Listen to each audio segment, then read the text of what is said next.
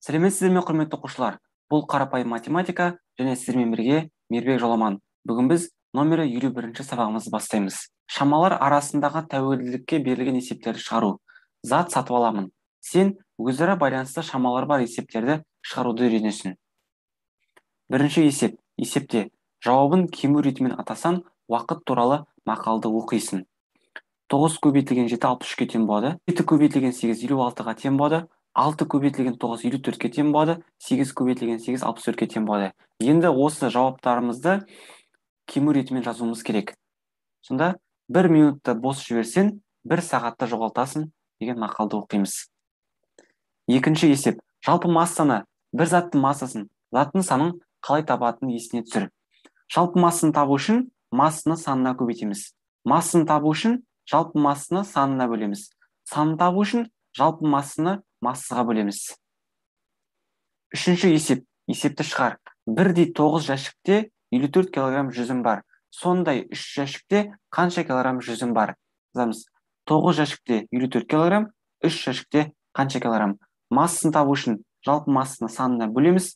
Сонда 54 килограммды 9 жәшікке бөлгенде бізде 6 килограмм шығады. Яғни біздер бір жәшіктің массасын таптық. Енді біздер жалпы массасын табу үшін массаны санына көбейтеміз. 3-ті 6-ға көбейткенде 18 шығады. Жауабы 3 жәшікте 18 килограмм жүзім бар. Төртінші есеп. Кесте бойынша есептер құрастырып оларды шығар. Нұсқасы. 6 жәшікте 48 килограмм, ал 9 жәшікте қанша килограмм екені белгісіз. Енді бізге бірінші бір жәшіктің массасын табу керек. Массасын табу үшін жалпы массаны санына бөлеміз. 48-ді 6-ға бөлгенде 8 шығады. Яғни бір жәшікте 8 килограмм бар екен. Жалпы массасын табу үшін массаны санына көбейтеміз. 8-ді 9-ға көбейткенде 78 шығады. Олай болса, 9 жәшікте 72 килограмм өнім бар. Нұсқасы. Біздер мінекей бірінші өнімді жазамыз. Бұл жерде бір жәшіктің массасы 9 килограмм, жалпы массасы 72 килограмм. Бір жәшіктің массасы белгісіз, жалпы массасы 56 килограмм жазамыз. Бірінші өнім 9 килограммнан 72 килограмм, екінші өнім белгісіз килограммнан 56 килограмм екен. Олай болса, бірінші санын табу керек. Санын табу үшін жалпы массаны массаға бөлеміз. 72-ні 9-ға бөлгенде 8 шығады. Енді біздер массаны табу үшін жалпы массаны санына бөлеміз. 56-ны 8-ге бөлгенде 7 шығады. Жауабы бір жәшіктің массасы 7 килограммға тең. Бұл нұсқасы. Бұл жерде бізде бір жәшіктің массасы 6 килограмм, саны 6 жәшік. Бір жәшіктің массасы 9 килограмм, саны белгісіз. Бірінші өнім 6 килограммнан 6 жәшік, екінші өнім 9 килограммнан белгісіз жәшік. Жалпы массасын табуымыз керек. 6 килограммды 6-ға көбейтеміз. 6 6 36 болады. Яғни жалпы массасы 36 килограммға тең. Олай болса, бізге санын табу керек. Ол үшін жалпы массаны массаға бөлеміз. 36-ны 9-ға бөлгенде 4 шығады. Жауабы 4 жәшікке салынды. Бесінші есеп. Есептерді шығар. Нұсқасы. Өрік тосабын қайнату үшін 9 килограмм қант, ал бүлдірген тосабы үшін 12 килограмм қант қажет болды. Егер бір қапшықтың массасы 3 килограмм болса, онда қанша қапшық қант жұмсалды? Өрік тосабына 9 килограмм қант, бүлдірген тосабына 12 килограмм қант. Бір қапшықтың массасына 3 килограмм қажет, жұмсалды қанша қапшық қант? Барлық салмағын табуымыз керек. Бірінші 9-ға 12-ні қосамыз, оны жақсы алып қоямыз. 9-ға 12 қосқанда бізде 21 шығады. Енді осы 21 килограммды 3 килограммнан салатын болсақ, бізге 7 қапшық қажет болады. Жауабы 7 қапшық қант жұмсалды. Нұсқасы. Көкөніс сатушы асқабақты бірдей 6 бөлікке бөлді. 6-тан 1 бөлігін сатты. Егер асқабақтың массасы 12 килограмм болса, онда қанша килограмм асқабақ қалды? Бір асқабақтың массасы 12 килограмм, сатты белгісіз, бірақ осы бір асқабақтың 6-тан 1 бөлігін сатқан болатын. Енді қалды қанша килограмм? Енді бізге бірінші қанша килограмм сатқан екен табу керек. Ол үшін 12-ні 6-ға бөлеміз, 1-ге көбейтеміз. Сонда бізде 2 шығады, яғни 2 килограмм сатты. Енді қанша қалды? 12-ден 2 азайтқанда 10 шығады. Жауабы 10 килограмм асқабақ қалды. Келесі бұл нұсқасы.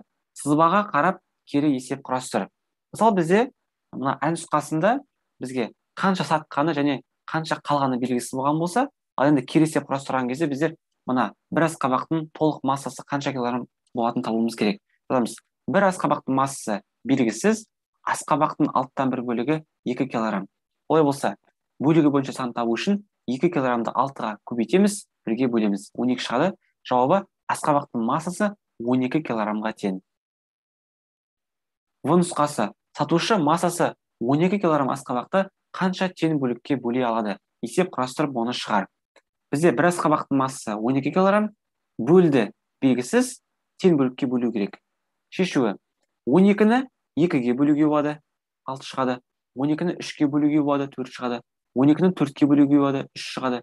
12-ні 6-ға бөлуге болады, 2 шығады. 12-ні 12-ге бөлуге болады, 1 шығады. Жауабы асқабақты 2, 3, 4, 6, 12 бөлікке бөле алады. 6-шы есеп. Өрнектердің мәнін тап. Жақшаның ішінде 69 азайтылған 68, жақша жалған көбейтілген 8.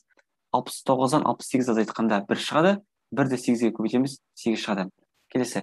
20 азайтылған 54 бөлінген 6. 54-ті 6-ға бөлгенде 9 шығады, 20-дан 9 алғанда 11 шығады. Жақшаның ішінде 80 азайтылған 24, жақша жабылған бөлінген 7. 80-нен 24 азайтқанда 56 шығады, 56-ны 7-ге бөлгенде 8 болады. 5 көбейтілген 8 азайтылған 39. 5 8-ін 40, 40-тан 39 азайтқанда 1 шығады. 8 бөлінген 4 көбейтілген 6. 8-ді 4-ке бөлгенде 2 шығады, 2 6 12 болады. Келесі. Жақшаның ішінде 30 азайтылған 3, жақша жабылған бөлінген 9. 30-дан 3 алғанда 27 болады, 27-ні 9-ға бөлгенде 3 шығады. Келесі. Жақшаның ішінде 55 қосылған 26, жақша жабылған бөлінген 9. 55-ке 26 қосқанда 81 шығады, 81-ді 9-ға бөлгенде 9 шығады. 14 бөлінген 2 көбейтілген 1. 14-ті 2-ке бөлгенде 7 шығады, 7 көбейтілген 1 7 шығады. Келесі. Жақшаның ішінде 48 азайтылған 8, жақша жабылған бөлінген 8.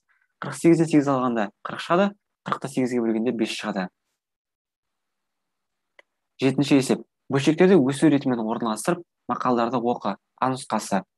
Бұл жерде біздер ең бірінші 14-тен 1-ді жазамыз, одан кейін 14-тен 3, 14-тен 8, одан кейін 14-тен 12. Осы бөлшектерге сәйкес сөздермен жазайық. Уақыт бізді күтіп тұрмайды. Келесі А нұсқасы. Бөлшектерімізді өсу ретімен орналастырамыз. 12-ден 1, 12-ден 3, 12-ден 5, 12-ден 9, және 12-ден 11. Осы бөлшектерге сәйкес сөздерін жазатын болсақ, мынандай мақал шығады. Уақыт тас екеш тасты да тоздырады. 8-ші есеп. Жақшаларды теңдіктер дұрыс шығатындай қой. Бізде мысалы бірінші өрнегімізде 0 шығу керек. Ол үшін біздер 8-ге 40-ты қосамыз, 48 шығады. 48-ді 8-ге бөлеміз, 6 шығады. 3-ті 2-ге көбейтеміз, 6 шығады. 6-дан 6-ны азайтқанда 0 шығады. Келесі, бізге 24 шығу керек. Ол үшін 8-ден 3 алғанда 5 шығады. 40-ты 5-ге бөлгенде 8 шығады.